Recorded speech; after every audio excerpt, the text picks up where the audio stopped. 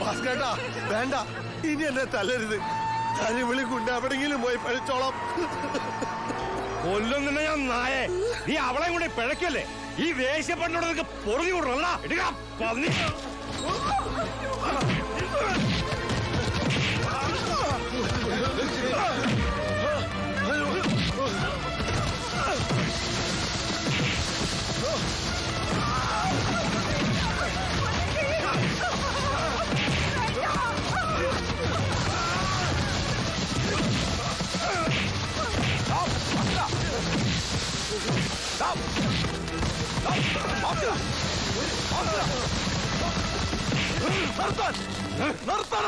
ഒരു പട്ടി ഇതിലാണ് പറഞ്ഞ എന്റെ കുടുംബക്കാരിയത്.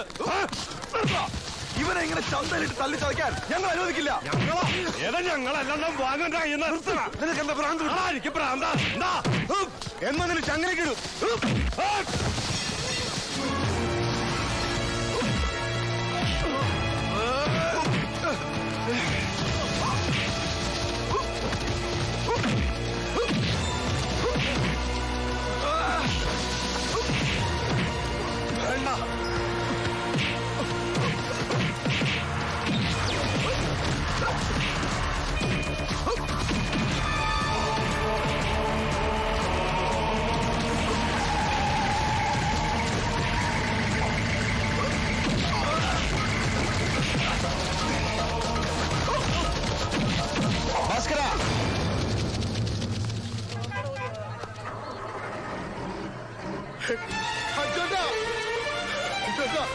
എന്താ കണ്ടോ?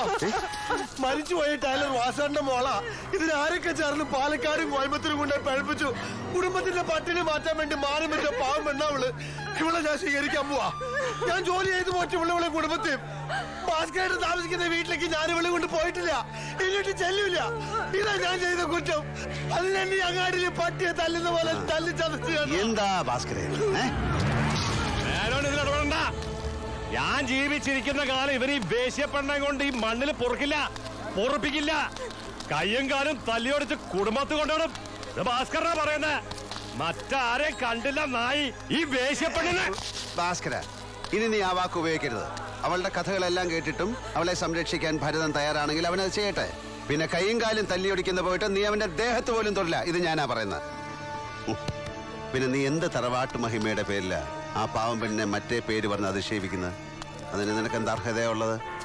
നിന്റെ ഒരു അച്ഛൻ പെങ്ങളുണ്ടായിരുന്നല്ലോ, പാവം മരിച്ചുപോയി. വയറ്റാട്ടി കാർത്തു. ഡ്രൈവിംഗ് സ്കൂളെന്നാ അയമ്മ ഈ നാട്ടിലെ ചെറുപ്പക്കാർ പിള്ളേർ വിളിച്ചോണ്ടിരുന്നത്. നീ എന്നെ കൊണ്ട് പഴങ്കഥയുടെ കെട്ടഴിപ്പിക്കണ്ട. നീ പോ മോനെ ദിനേശ. അവിടെ വന്ന് വണ്ടിക്കറ. ഭരതവാ, അവളെയും കൂട്ടിക്കോ. മണപ്പള്ളിക്കാരെ പറപ്പിച്ച പോലെ പോവല്ലേ. ഇത് ഭാസ്കരനാ. കൈ എടുക്കടാ. കൈവച്ച ഭാസ്കരൻ എടുക്കാൻ ഇത്തിരി വൈകും.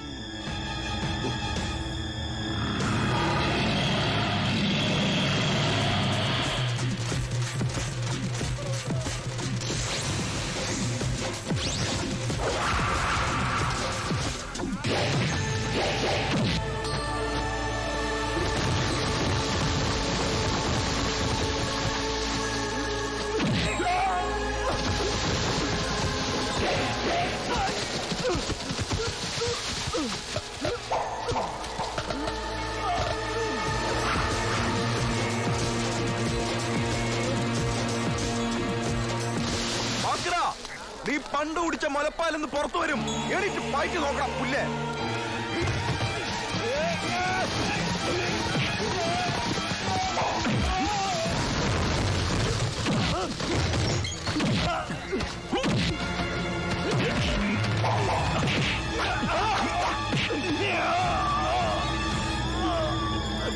വേണ്ട, ഇപ്പൊ മോനെ ദിനേശ പോ.